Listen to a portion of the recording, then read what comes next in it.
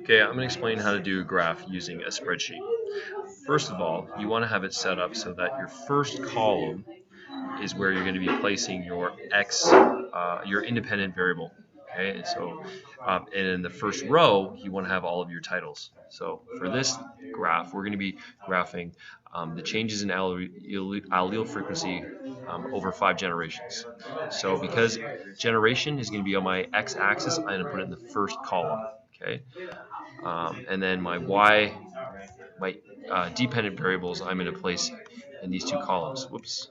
So allele frequency for the dominant, the allele. So yeah, let's see, recessive. Okay, so I'm going to have 5 generations. And then I'm just going to randomly make up points, but hopefully these were some of the points that were seen in the graph. Oops. 0.3. Okay, let's say these were some of the values you figured out in your lab. I'm just making them up for purposes of showing you how to do a graph.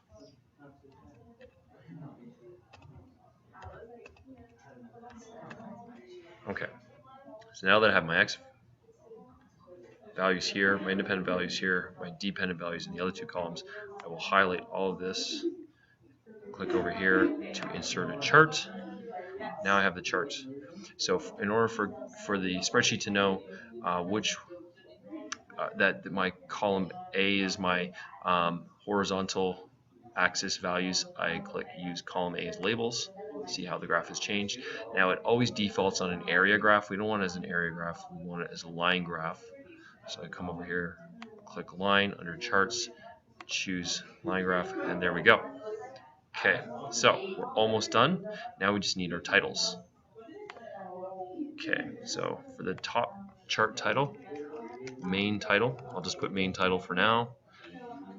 I place it in this box here.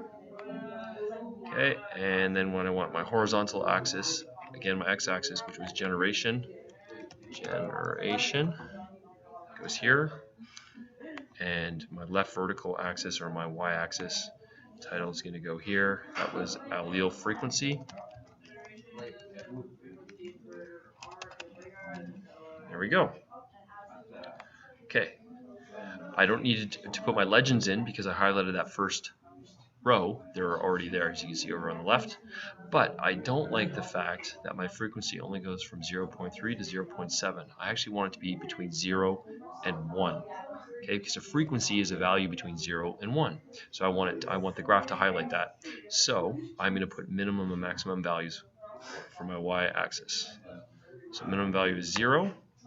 Maximum value I want to be 1. Now when I put 1 in, see it doesn't place the 1 for whatever reason. So if you want that to show up, the 1 to show up, you put 1.1. And now it has shown the 1. So now I'm done. Insert. If I want to place it into my lab, come down here, I can copy the chart. I can also save it as an image like a JPEG or a PNG file to place into something else. Okay, and that's it. That's how you do a graph.